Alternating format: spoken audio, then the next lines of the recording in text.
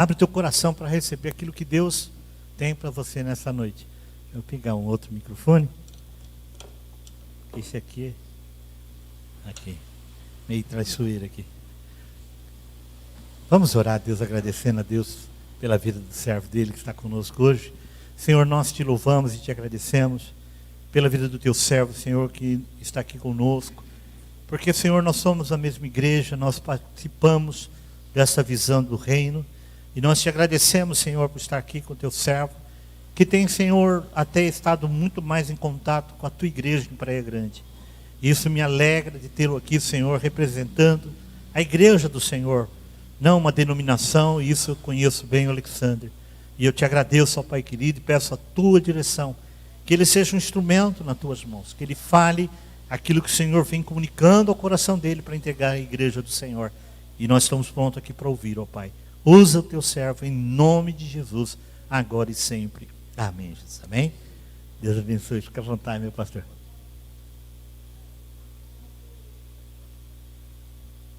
Glória a Deus.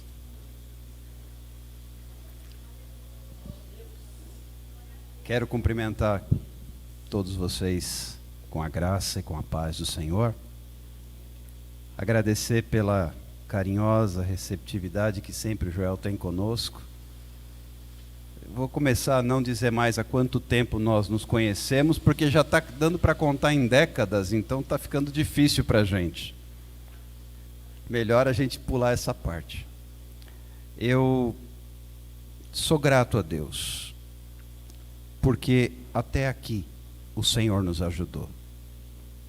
Até aqui o Senhor cuidou de nós. Até aqui o Senhor nos sustentou. Até aqui o Senhor nos deu resposta. Até aqui temos habitado no esconderijo do Altíssimo.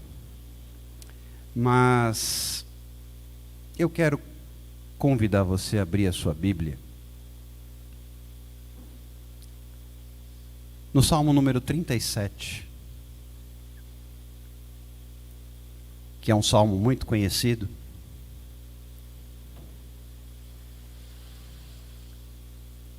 E mais conhecido deste salmo talvez seja o versículo 5. Mas eu quero ler com vocês o versículo 7 do Salmo 37.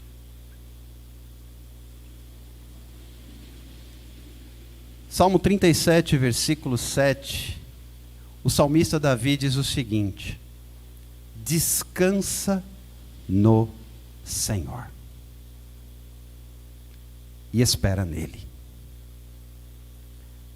Vamos dizer juntos? Descansa no Senhor. Vira para a pessoa que está do seu lado e diga assim para essa pessoa: descansa no Senhor. Descansa no Senhor e espera nele. Não te irrites por causa do homem que prospera em seu caminho, por causa do que leva a cabo os seus maus desígnios. Muitas vezes nós nos irritamos porque olhamos para os lados e parece sempre que a grama do vizinho é mais verde que a nossa.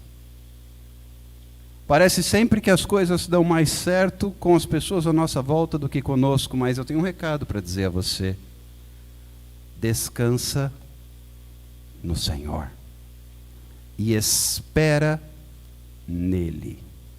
Só é capaz de descansar quem espera nele.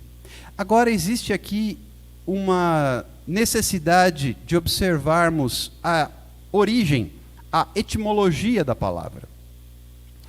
O espera não vem do verbo esperar. Você sabia disso? Esperar, aguardar, não. Esse espera tem a sua origem no verbo esperançar. Em outras palavras, descansa no Senhor, tenha esperança nele. Só é capaz capaz de descansar quem tem esperança. E nós vivemos dias em que o mundo não tem mais esperança. Até aí não é surpresa, porque o mundo vai ter esperança em quem? Em si mesmo? Contudo nós, e acabamos de cantar isso, se o trovão e o mar estremecer, eu descansarei. Por quê? Porque mesmo, conforme está escrito na palavra de Deus, ainda que a figueira não floresça, não haja fruto na vide, o produto da oliveira minta, ainda que não haja mantimentos nos celeiros, nem vacas nos currais, as ovelhas tenham sido arrebatadas do aprisco, todavia eu me alegrarei, exultarei no Deus da minha salvação. Essa profecia do profeta Abacuque nos diz a respeito de esperar, do verbo esperançar. Mesmo que eu olhe e não veja mantimento no celeiro, mesmo que eu olhe e não veja resposta, nem saída, eu preservo a minha esperança. Não é à toa que o salmista também escreve: esperei com paciência no Senhor. De novo, não é esperar do verbo aguardar. Estou aguardando. Não. Eu tive esperança, com paciência eu mantive a minha esperança no Senhor. E Ele se inclinou para mim e ouviu o meu clamor. Queridos, o que eu tenho percebido, andando por aí, é que nós vivemos um momento em que as pessoas não têm mais esperança. Só que eu tenho que examinar as Escrituras e buscar entender o que é que elas me dizem a respeito de esperança. E eu quero examinar isso com vocês cuidadosamente. Abra sua Bíblia no livro de Jó, capítulo 14. Jó, capítulo 14, um texto muito conhecido. E eu não preciso aqui dar muitos detalhes da história de Jó, porque todos conhecemos. Jó foi um camarada que tinha todos os motivos para perder a esperança. Mas olha o que está escrito no capítulo 14 do livro de Jó, no versículo 7. Porque há esperança para a árvore, mesmo cortada, ainda se renovará, e não cessarão os seus rebentos. Se envelhecer na terra a sua raiz, e no chão morrer o seu tronco, versículo 9, ao cheiro das águas brotará, ao cheiro das águas brotará e dará ramos como planta nova. Queridos, mas aqui eu tenho uma lição, que daqui a pouquinho eu vou completar com uma outra observação que a Bíblia diz sobre esperança. Primeiro, Jó está deixando claro e afirmando que há esperança. Você pode não enxergar, você pode não alcançar, você pode não ter forças, mas a Bíblia não deixa dúvidas de que há esperança. E ele coloca um cenário triste de uma árvore cortada. Tem esperança até para uma árvore cortada. Mesmo que a sua raiz venha envelhecer e o tronco morrer seco. E onde é que está essa esperança? A esperança está no cheiro das águas. Não é à toa que o próprio Jesus Cristo, e todos conhecem essa história, fala para aquela mulher samaritana lá no poço de Jacó. Olha que interessante, pastor Joel. Poço é lugar de quê? De água. Poço é lugar de água. Aquela samaritana estava junto ao poço, onde tinha água. E o que é que Jesus ofereceu para ela? Água. Aquele que beber da água que eu lhe der, nunca mais tornará a ter sede, porque do seu interior fluirão rios de águas vivas. Tem muita gente que está do lado do poço, mas não tem esperança, porque a esperança não está no poço, não naquela água.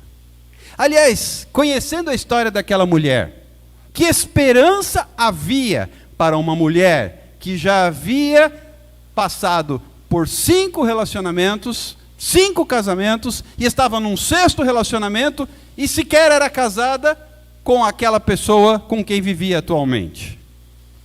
Isso fala de alguém que já não tinha mais esperança. E Jesus fala para ela: aquele que beber da água que eu lhe der, nunca mais tornará a ter sede.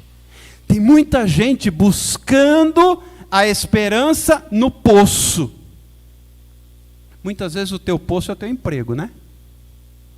Você confia no teu ganha-pão, no teu salário, no contra-cheque que chega no final do mês e cai o din-din na conta. Muitas vezes você confia no diploma que você conquistou lá na universidade ou no curso técnico. Ah, ali é o meu poço. E quantos têm salário, têm diploma, têm casa, têm automóvel, mas não têm esperança? Porque você não terá esperança no poço. A sua esperança está no Senhor, que criou os céus e a terra. E Jesus disse para ela: aquele que beber da água que eu lhe der. Não adianta você continuar tirando água do poço. Quanto tempo aquela mulher tirou água do poço? Não sei. Mas vocês concordam que a vida toda ela só sabia tirar água daquele poço? Você vai continuar tirando água do poço ou você quer beber da fonte? Enquanto você continuar bebendo a água que você tira do poço, você não terá esperança. E Jesus oferece para alguém que está do lado do poço e com cântaro, ele sem cântaro, ele oferece água. E Jesus te oferece água nessa noite, para que você tenha esperança. Porque há esperança. Jó afirma isso categoricamente. E para nós enriquecermos a base bíblica para isso, agora vem comigo para o livro de Lamentações de Jeremias, capítulo de número 3. Lamentações de Jeremias, capítulo 3. Perceba que a palavra nos traz respostas. Nós só precisamos aprender a encontrá-las. Lamentações de Jeremias, capítulo 3, ele diz o seguinte, versículo, vamos começar pelo 17. Afastou-se a paz da minha alma, esqueci-me do bem. Então disse eu, já pereceu a minha glória, como também a minha esperança no Senhor. Aqui ele está dizendo, a minha esperança no Senhor acabou. Lembra-te da minha aflição e do meu pranto. A minha alma continuamente se recorda e se abate dentro de mim, versículo 20. Aqui ele está descrevendo uma situação que ele vive dentro do coração. Mas finalmente no versículo 21 ele afirma, esse texto é muito conhecido, eu quero trazer à memória o que me pode dar esperança. Queridos, eu não estou aqui para outra coisa, senão para trazer à memória o que me pode dar esperança. Porque categoricamente a Bíblia nos diz que há esperança.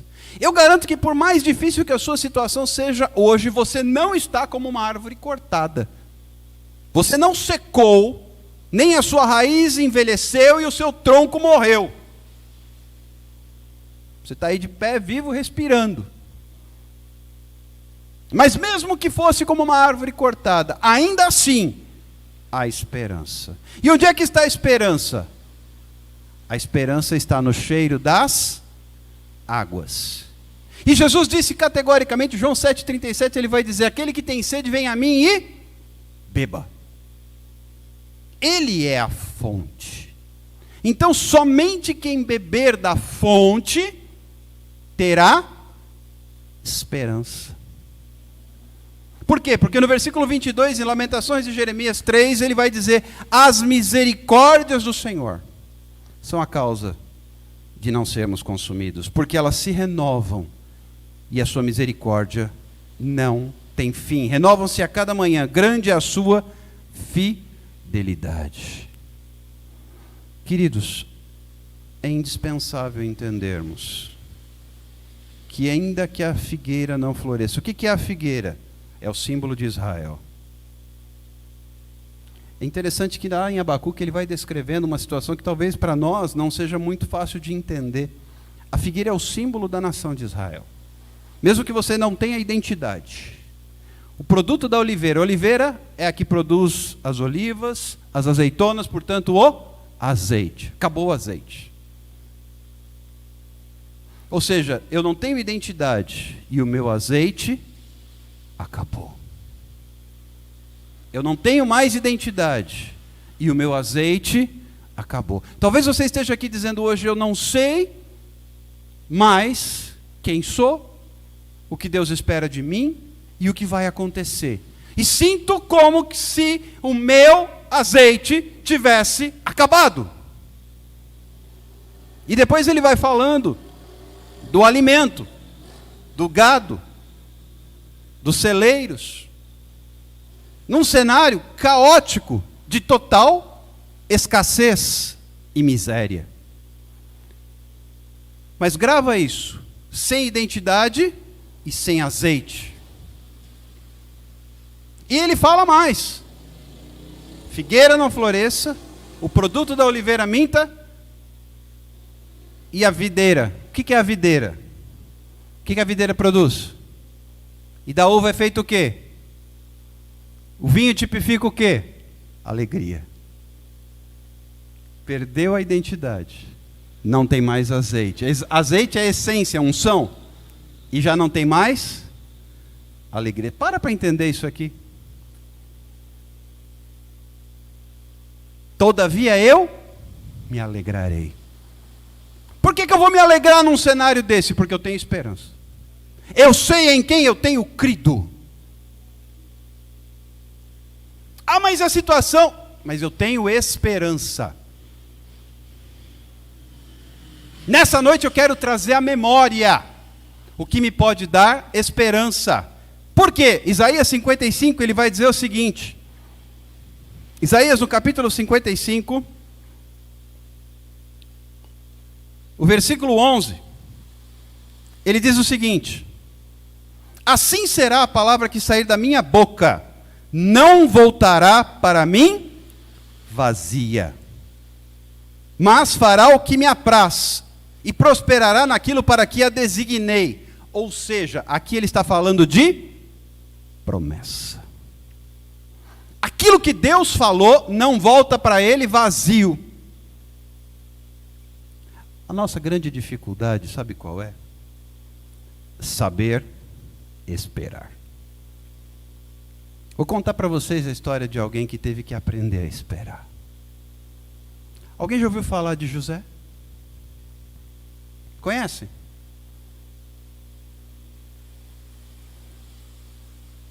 José quando tinha a idade dele, teve um sonho. Aliás, 2, mas com o mesmo significado. Quem deu o sonho para José? Hã? Bom, se foi Deus, é promessa. Não é delírio. Não é devaneio adolescente. Se foi Deus que deu o sonho, aquilo é o quê? Promessa. No sonho ele atava os feixes e os irmãos atavam os feixes. E os feixes atados pelos irmãos se curvavam diante do feixe que ele havia atado. Depois ele via as estrelas ao redor e o sol e a lua também se curvando e reverenciando. O que é que Deus estava dizendo para ele? Vai chegar o dia em que vão reconhecer que eu sou na sua vida. Só que ele tinha 17 anos. Sabe quando chegou esse dia? 13 anos depois. Você está disposto a esperar 13 anos? Tem gente que não está disposta a esperar 13 minutos. Especialmente nos dias de hoje, em que tudo é instantâneo. Eu fico impressionado. Lá vou eu falar de idade de novo. Mas eu sou da geração em que se você não desse satisfação imediatamente para alguém, estava tudo bem. Por quê? Porque não existia internet. Você saía para trabalhar de manhã e só teriam notícias suas quando você voltasse para casa à noite. E estava tudo bem. Ninguém matava nem morria por causa disso. Afinal de contas, só existia telefone fixo. E, para você fazer uma chamada estando na rua, existia um negócio que não existe mais, só tem em museu agora, que eram orelhões.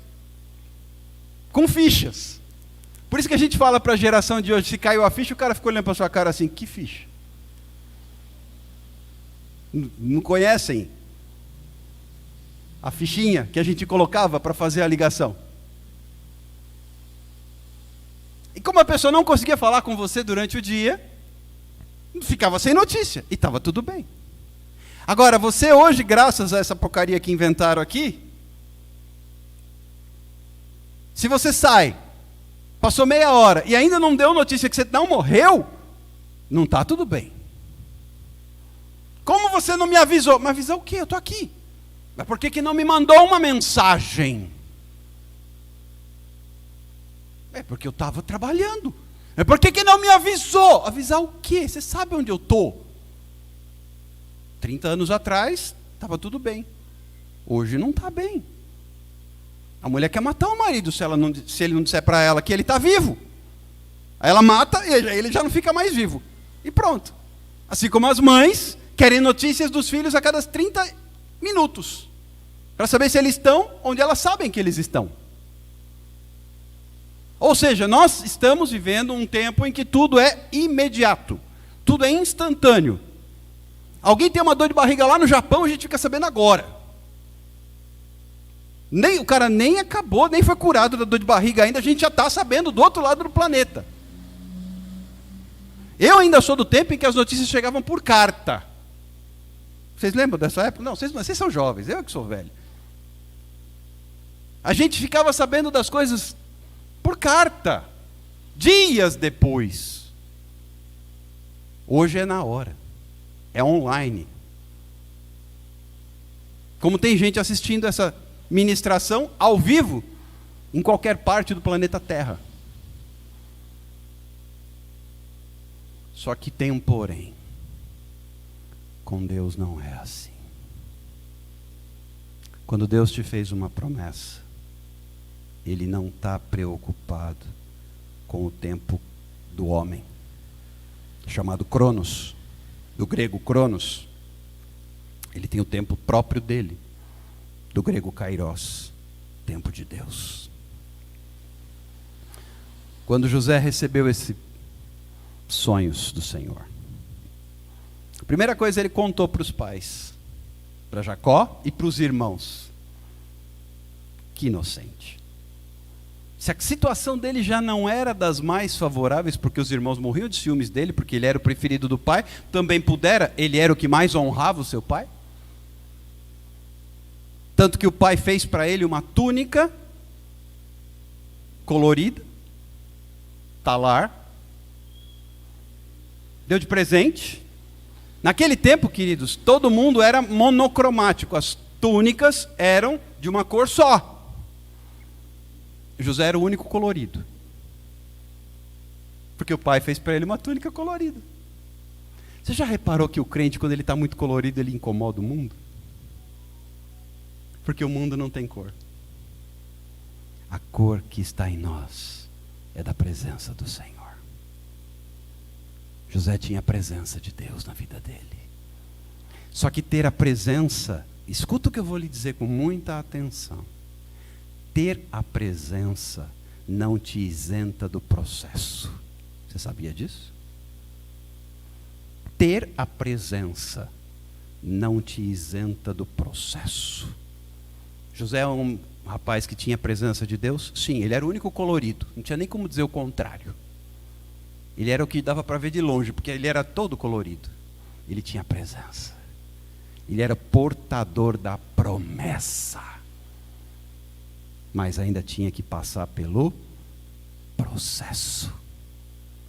Que processo é esse? Foi vendido pelos próprios irmãos para mercadores, revendido no Egito para um nobre chamado Potifar, onde ele passou a servir como escravo. Agora, o que eu disse para vocês ainda há pouco, José era um homem, um rapaz ainda que tinha o quê? Presença. Quem tem presença, mesmo durante o processo, prospera. José se tornou o melhor escravo do Egito. Ele atraiu a atenção do seu senhor, porque tudo que ele punha a mão prosperava. Mas lembre-se, e aqui fica uma lição para você. Você sabia que quando Deus te fez uma promessa, Ele reservou uma vaga para você no projeto dele? Você está disposto a esperar pela sua vaga, ou você vai aceitar qualquer vaga que tiver disponível? Quando José começou a prosperar na casa de Potifar, sabe qual é a vaga que ele ocupava? A de melhor escravo do Egito. Aí eu te pergunto, era essa a vaga que Deus tinha para ele?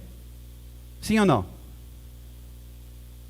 Mas talvez para José, a gente tende a aceitar e se conformar com as coisas, não é verdade? Talvez para José, em algum momento, ele tivesse desejado permanecer na casa de Potifar. Por quê? Porque ele saiu de uma zona de conflito, quando ele é vendido pelos irmãos, ele é revendido no Egito. Quando ele chega na casa de Potifar, ele cai na graça de Potifar. Potifar confia a ele a administração de todos os seus bens, inclusive da sua própria casa. José entra numa zona de segurança, zona de conforto, como homem de confiança de Potifar. E ele ocupa a vaga de melhor escravo do Egito. E talvez ele tivesse desejado permanecer ali. Você está desejando permanecer onde você está, ou você quer a vaga que Deus tem para você? Vou perguntar de novo. Você quer continuar onde você está, ou você quer a vaga que Deus tem para você? Deus não tinha para José a vaga de melhor escravo do Egito. Não era essa a promessa, não era esse o plano. Talvez José tivesse perdido a esperança. Vou me conformar em ser o melhor escravo. E Deus diz, não, eu vou complicar a sua situação um pouquinho, porque não é essa vaga que eu tenho para você. E aí todos nós sabemos que Potifar, com desculpa a expressão, ele tinha uma esposa um tanto assanhada, digamos assim. Um pouco mais fogosa do que deveria, né? O que acontece? Aquela mulher, José já não era mais um adolescente, ele era um homem. E como tudo, ele era colorido, mesmo sem a túnica, ele era, porque ele tinha a... E aí a mulher de Potifar se interessou por ele, se insinuou e quis se deitar com ele. E José diz: não, nem contra o meu Deus, e nem contra o meu Senhor, que confiou sua casa às minhas mãos, eu irei pecar. Ela inverte a situação, acusa José de tentar violentá-la, estuprá-la. Portanto, José é injustamente acusado e a situação piora. De escravo, ele se torna prisioneiro. Onde é que ele foi parar? Na cadeia. Mas lembra que eu falei agora há pouco? Ele tinha a... E quem tem a presença, prospera. Na prisão, ele começou a gerenciar, a organizar, a arrumar a casa. E o que aconteceu? Ele se tornou o melhor prisioneiro do Egito.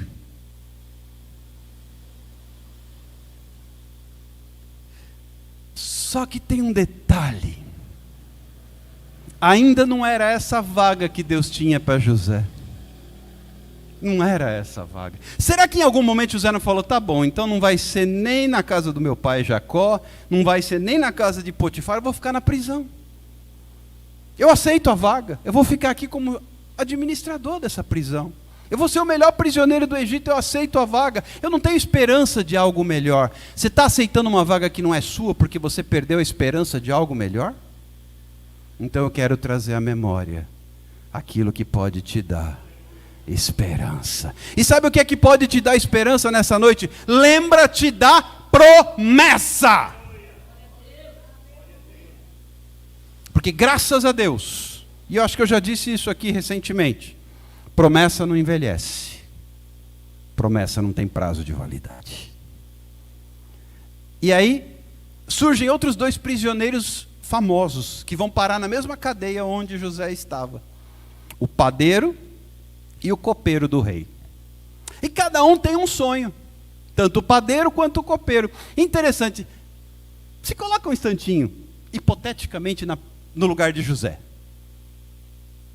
O que esses dois estão sonhando aqui? Já não basta de sonho na minha vida. Quando eu sonhei deu tudo ruim. Agora ver esses dois sonhar aqui perto de mim. Mas gostando ou não, José teve a interpretação do sonho dos dois. Cada qual teve um sonho. E José interpretou. Para a gente ganhar tempo, eu não vou entrar em detalhes, mas o fato é que, enquanto o padeiro teve um sonho, que em 3 dias se concretizou, e em 3 dias ele foi executado, a mando do faraó, o copeiro também teve um sonho, que também por José foi interpretado, e em 3 dias ele foi reconduzido ao seu cargo no palácio. Ambos em 3 dias, porque o sonho falava de 3 dias. E cada qual com o seu sonho, um para ser executado, o outro para ser reconduzido ao cargo. E quando o copeiro está sendo reconduzido ao cargo, José tem um rompante de esperança. O que ele fala para o copeiro? Ele fala assim: lembra-te de mim. Talvez você esteja hoje, aqui na igreja Veredas do Pai, num rompante de esperança, pedindo a Deus: Senhor, lembra-te de mim. Lembra-te de mim. A essa altura, sabe quanto tempo já tinha passado dos sonhos que José teve da promessa? 11 anos. Isso serve para nós que às vezes não conseguimos esperar nem 11 dias. Ele já havia esperado 11 anos. A essa altura ele já estava com 28 anos de idade. Só que, de novo, você quer a vaga que está disponível hoje, ou você quer a vaga que Deus tem para você? Então, sabe o que aconteceu com o copeiro? Ele esqueceu de José. Por que o copeiro esqueceu de José? Porque naquele momento, a vaga que tinha no palácio, quem que tinha acabado de ser executado? A vaga ainda não era a vaga que Deus tinha para José. Se o copeiro lembrasse, talvez José se tornasse o melhor padeiro do Egito. Era isso que Deus queria para ele? Você está querendo a vaga que não é sua? Ou você vai esperar a vaga que Deus tem para você? Você está aí desesperado, Senhor! E Deus está dizendo, não é para você. Eu tenho outra vaga para você. Não quero você como o melhor escravo do Egito. Não quero você como o melhor prisioneiro do Egito. Não quero você como o melhor padeiro do Egito. Eu quero você como governador. Aleluia. Espera mais 2 anos. Que a vaga que eu tenho para você ainda não está aberta. Quantos aqui já participaram de processo seletivo, vestibular, concurso público, essas coisas? Você já disputou vaga com alguém? Então deixa eu te contar uma coisa. No reino de Deus não tem disputa por vaga. Ele tem a sua vaga reservada para você. E ela é sua, e você só perde se você não souber esperar.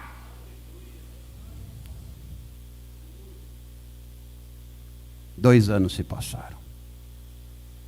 Queridos, 2 anos para quem está morando num resort, passa depressa. E para quem está morando na prisão? Foram mais 2 anos. Até que o faraó teve um sonho. Na verdade, também 2 sonhos que representam uma coisa só. 7 anos de fartura, seguidos de 7 anos de fome. Ele sonha com as vacas magras, devorando as vacas gordas, com as espigas feias, devorando as espigas viçosas. Isso aqui a gente vai pular para ganhar tempo, você conhece a história. Só que ninguém é capaz de interpretar o sonho do faraó. Nem os sábios, nem os magos, nem os adivinhos, ninguém consegue interpretar, e Faraó já está ficando inquieto. Aí o copeiro lembrou, peraí, essa história de sonho, eu já vi esse filme em algum lugar, sonho, José, negócio de sonho é com José, mas cadê José? José, prisão, cadeia, Faraó, o senhor me dá a palavra? Porque ninguém podia falar com o rei sem ser autorizado. Pois não, copeiro, diga. Quando o Senhor me mandou para a prisão, junto com o padeiro, lá tinha um hebreu. Olha o currículo desse hebreu. Vê se um cara com esse currículo ia ser chamado pelo rei. Escuta. Então, lá na cadeia, por isso que eu te falo, não tem disputa por vaga no reino de Deus. Deus não está nem aí para o teu currículo. Porque olha o currículo de José. Lá na prisão, não é no palácio, não é na universidade, não é na casa de gente nobre, é lá na prisão, tem um condenado escravo que interpreta sonhos. Tanto assim que quando o padeiro sonhou, ele interpretou nossos sonhos e aconteceu exatamente como ele disse. Vocês acham que o faraó foi examinar o currículo de José? Ou ele falou assim, traga-o à minha presença? Queridos, quando a sua vaga estiver aberta, o seu nome será lembrado. Não antes. Por isso, nessa noite eu quero trazer à memória o que pode te dar esperança. Então chegou o recado: José, vá se lavar, faça barba, vá se vestir decentemente. Mas para quê? Eu vou para alguma festa? Não, o rei te chamou. Mas que rei? O rei do Egito. Mas para quê? Para interpretações. De novo. Outra vez. Põe-se no lugar de José por um instante. Cada vez que eu tenho algum sonho que acontece na minha vida piora. Para que eu vou interpretar sonho? Eu sonhei, me lasquei. Aí veio 2 aqui, sonharam também. Fiquei na mesma. Para que eu vou interpretar sonho de rei? Para cortar minha cabeça? O rei mandou te chamar. Arrume-se. O rei está te esperando. O que é que José tinha em mente? Sobre a minha vida existe uma promessa. E por que o rei mandou chamar? Escuta o que eu vou lhe dizer. Eu disse que no reino de Deus não tem disputa por vaga. Lembram? Porém, a sua vaga tem que estar madura. Deus passou todo esse tempo para que José estivesse maduro para aquela vaga. Ele aprendeu a administrar a casa de um nobre, tanto na fartura. Ele aprendeu a administrar numa prisão, tanto na escassez, para que no dia em que ele estivesse no palácio, ele pudesse administrar uma nação e fazer prosperar. Ele estava sendo preparado para o governo. Ninguém nasce pronto para governar. Ninguém nasce pronto para liderar. Ninguém nasce pronto para exercer ministério. Não foi diferente com Davi. Vocês acham que Davi foi ungido por Samuel e já saiu botando coroa na cabeça? Não. Ele primeiro precisava aprender a esperar o tempo de Deus. Então José se aprontou e foi à presença do faraó. Faraó conta para ele os sonhos. E José começa a descrever a sua interpretação. Na verdade, os 2 sonhos de Faraó são um só. Serão 7 anos de fartura sobre toda a terra do Egito, seguidos de 7 anos de fome, em que não haverá colheita, porque não haverá um grande período de seca. Talvez alguém do lado possa ter pensado assim, mas o Nilo nunca deixou de trazer a cheia que veio tornar a terra fértil para que plantássemos. O Nilo nunca nos deixou na mão. Que conversa é essa, José? Agora vocês vão entender que foi Deus que revelou isso ao faraó. Aí faraó então indaga. E quem? O que fazer agora? Você já parou para entender isso aqui? Naquele momento, o faraó, o rei, pergunta para um escravo condenado o que é que se devia fazer. Você já parou para entender que Deus usa as coisas que não são para confundir as que são? As coisas loucas desse mundo?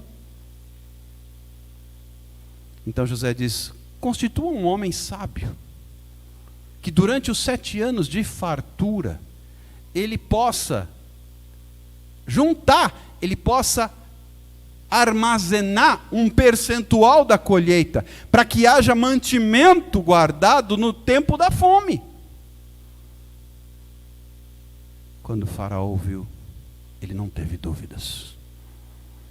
Tu és este homem. A sua vaga está aberta. Qual é a vaga? Você será o governador de toda a terra do Egito. Mas espera. Vamos estudar um pouquinho de história. Antes de José, quantos governadores houveram no Egito antigo? Vocês sabem? Nenhum. E depois de José, quantos governadores existiram no Egito antigo? Nenhum. A vaga de José não existia. Foi Deus que criou. Quando Deus libera uma palavra, Ele traz a existência. Isso é promessa. Ele traz a existência o que não existe. a vaga de José não existia. Mesmo que ele tenha perdido a esperança, ele tenha querido ser o melhor escravo do Egito, ele tenha querido ser o melhor prisioneiro do Egito, ele tenha querido ser o melhor padeiro do Egito, Deus tinha para ele uma vaga que não existia, que o próprio Deus criaria e o colocaria nela, para que o nome do Senhor fosse exaltado. Não se preocupe se você não está vendo a sua vaga, porque ela só vai ser aberta quando Deus disser, chegou o tempo. Por isso, Isaías 55:11 vai dizer exatamente isso, que a palavra dita pelo Senhor, que sai da sua boca, não voltará vazia. Então nessa noite eu quero te dizer em nome de Jesus, que a palavra que você ouviu da parte do Senhor para a sua vida, é promessa, e ela não volta vazia. Então o que é que vai te manter esperançoso? O que vai te ensinar? Espera no Senhor, descansa no Senhor e espera nele. O que é que vai permitir que você descanse? É a certeza que a promessa se cumpre. E a garantia é que a sua vaga é sua. Aquilo que Deus disse que será o seu ministério, a vaga é sua. Aquilo que Deus disse que será no seu casamento, a vaga é sua. Aquilo que Deus disse que será no seu trabalho, na sua profissão, a vaga é sua. E enquanto não acontece, o que é que eu faço? Espero. E quem espera, descansa. Porque quem não consegue descansar,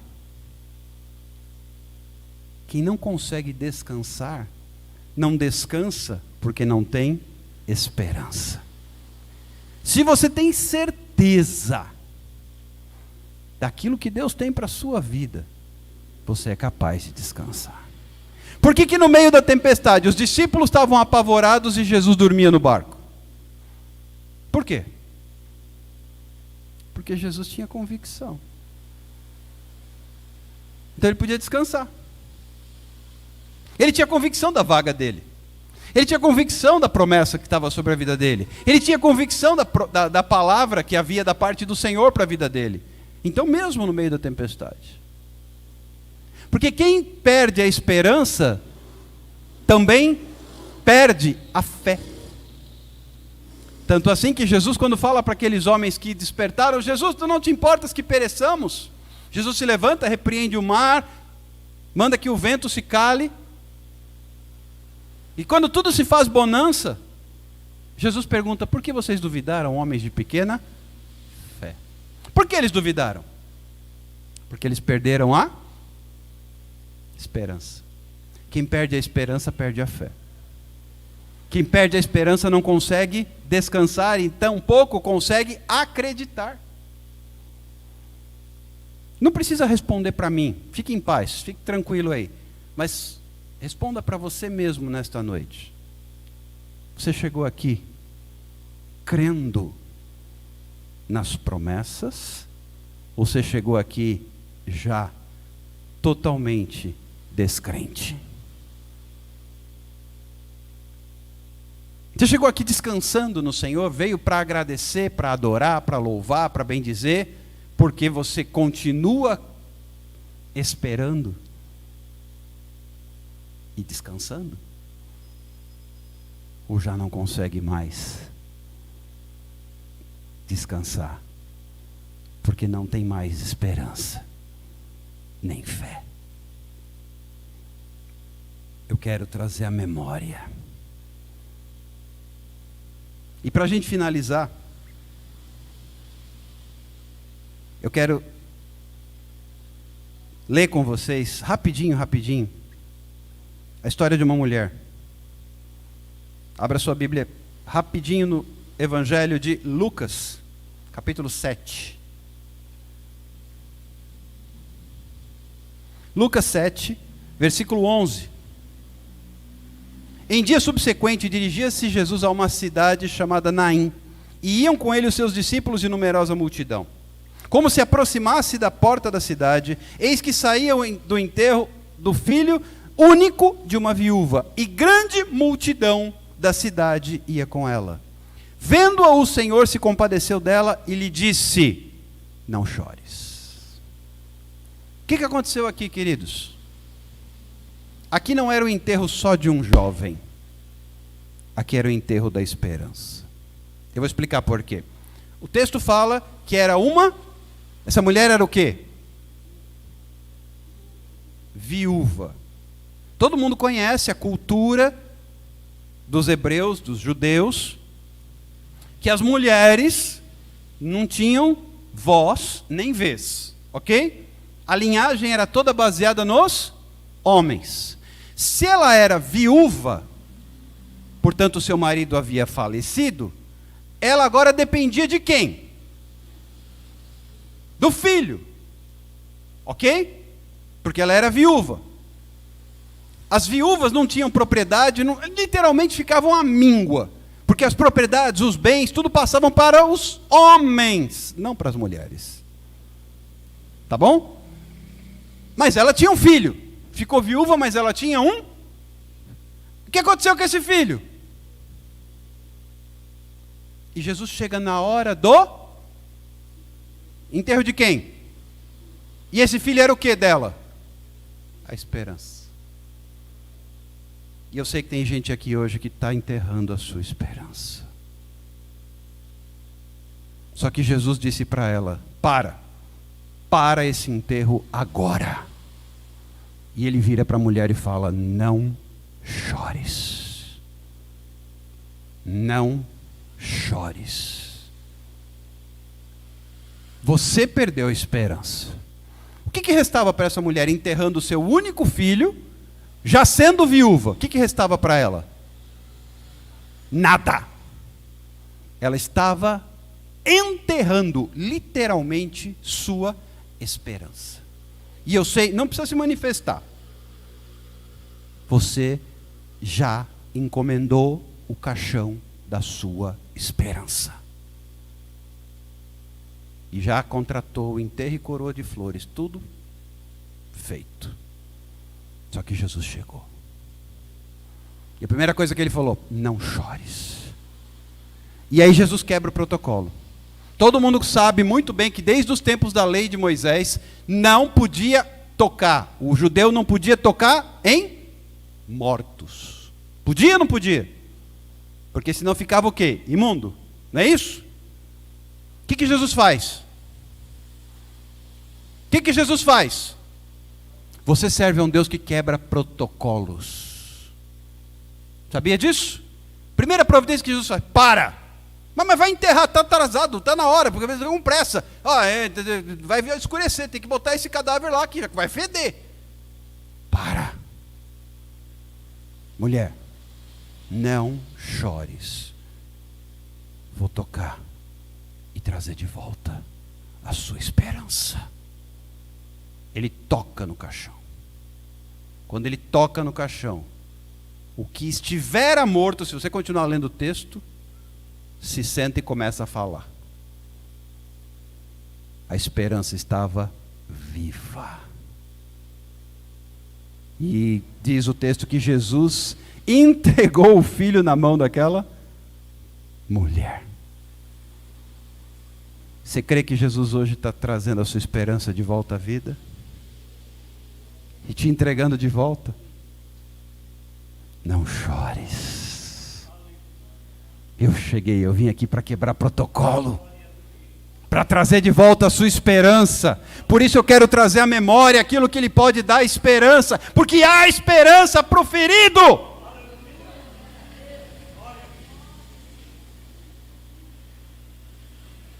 Vamos nos colocar de pé, eu quero orar com você.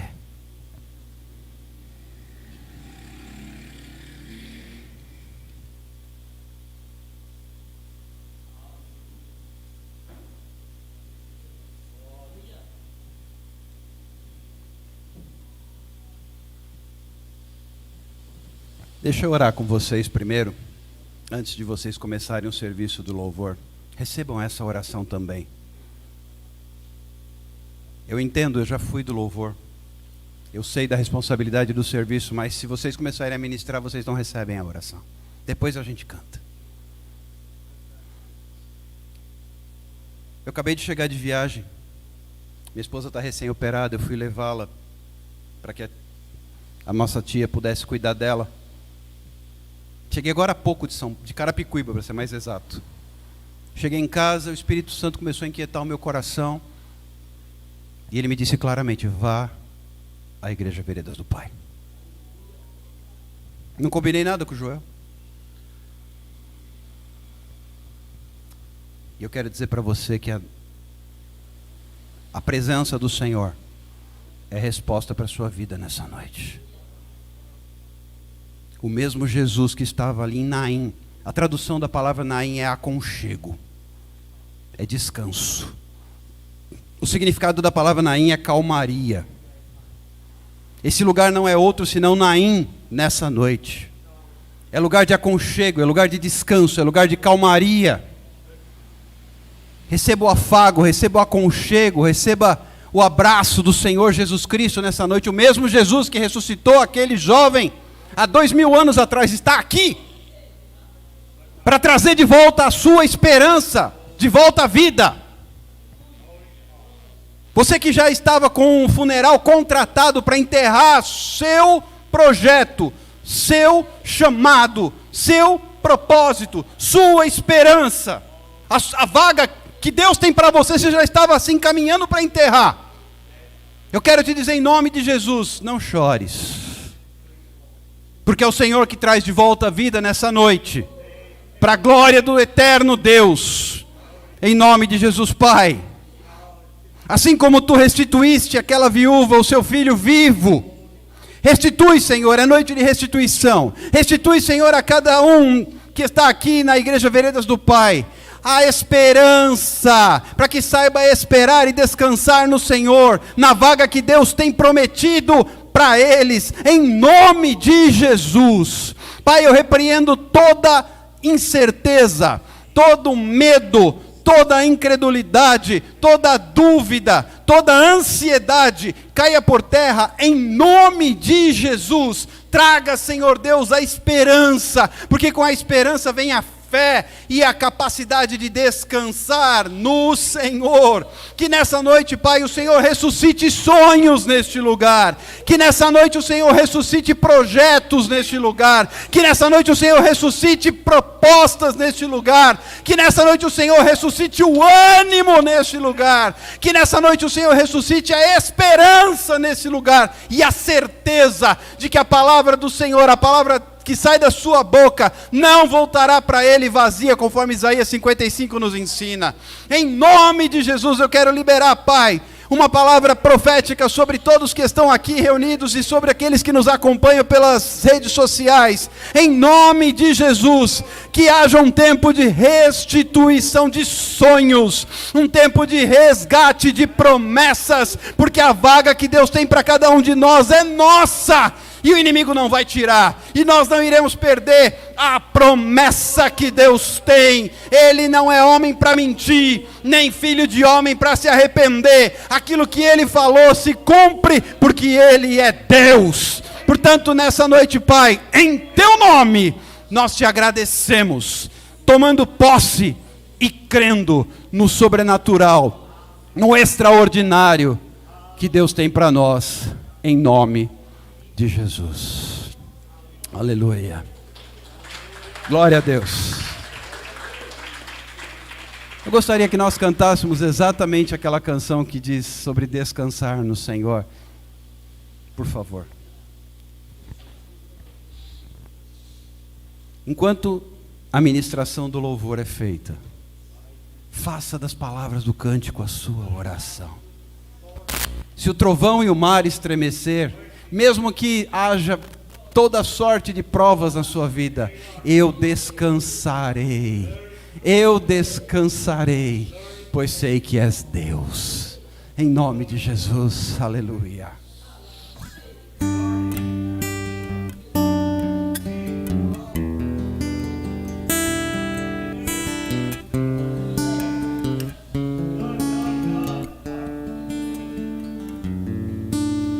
Cobre-me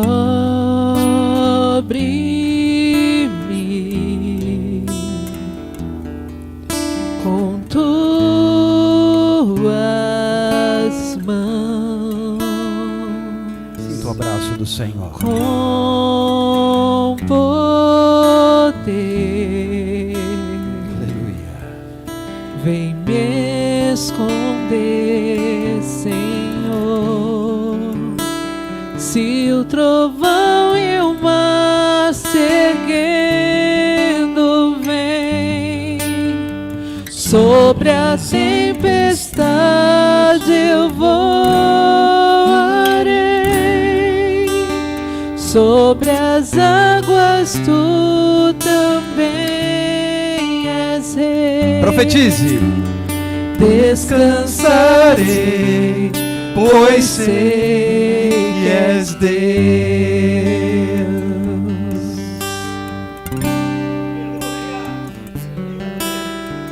Minha alma está. A minha alma está segura no Senhor. Segura em ti.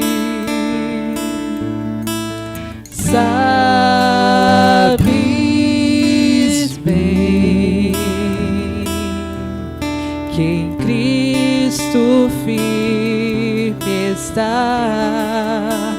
Se o trovão e o mar se erguendo vem, sobre a tempestade eu voarei, sobre as águas tu também és. Declare com fé. Descansarei, pois sei que és Deus. Se o trovão e o mar, Nem o trovão, nem o mar vão afastar você da promessa que o Senhor tem para a sua vida. Nem a tempestade vai te impedir de entrar no sobrenatural de Deus, daquilo que Ele te prometeu. O Senhor vai te fazer voar sobre a tempestade, voar sobre as águas, descansando. Descansarei, pois sei que és Deus. Minha alma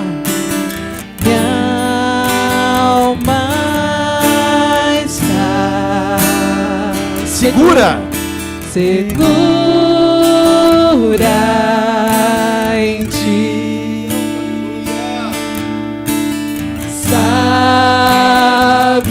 Sabes bem que em Cristo firme está.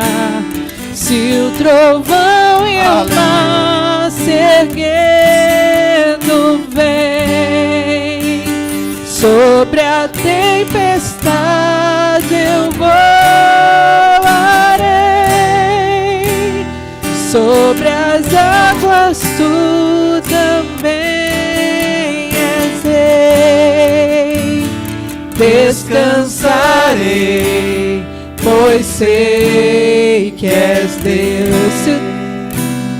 Se o trovão e o mar se erguendo Tome posse dessa promessa, em nome de Jesus. Sobre a tempestade eu voarei, sobre as águas tu também és rei. Diga agora para o inimigo escutar. Descansarei, pois sei que és Deus. Descansarei, descansarei, pois sei que és Deus. Descansarei, pois sei que és Deus.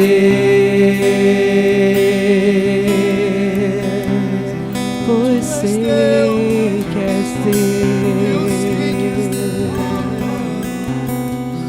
Pois sei. Que você possa entrar no descanso do Senhor. Que você possa iniciar uma semana um fim de ano descansando na presença do Senhor, crendo nas promessas, tomando posse, porque o Espírito do Senhor, ele se move no sobrenatural. Talvez com olhos naturais você não consiga ver, mas que você possa sair daqui com essa frase: eu descansarei, pois eu sei que és Deus. Segunda-feira de manhã é o dia universal de dar de frente com os problemas, mas você vai olhar para o problema e dizer: eu descansarei, pois sei que és Deus. Eu descansarei, pois sei que és Deus. Você vai olhar para o problema e não é o problema que vai dizer para você, você que vai dizer para ele: eu descansarei, pois sei que és Deus. Eu sei em quem tenho crido e estou bem certo que Ele é poderoso para fazer muito mais além do que tudo quanto pedimos ou pensamos, conforme o seu poder que opera em nós. Pois nem olhos viram, nem ouvidos ouviram, nem jamais chegou ao coração humano o que Deus tem preparado para aqueles que o amam. Saia daqui profetizando, com voz de profeta, com autoridade de ungido de Deus: eu descansarei, pois sei que és Deus. Eu descansarei, pois sei que és Deus. Eu descansarei, pois sei que és Deus. Um exército poderoso bradando contra o império das trevas. Inimigo, quem tem que arredar pé é você, porque eu descansarei, pois sei que és Deus. Aleluia!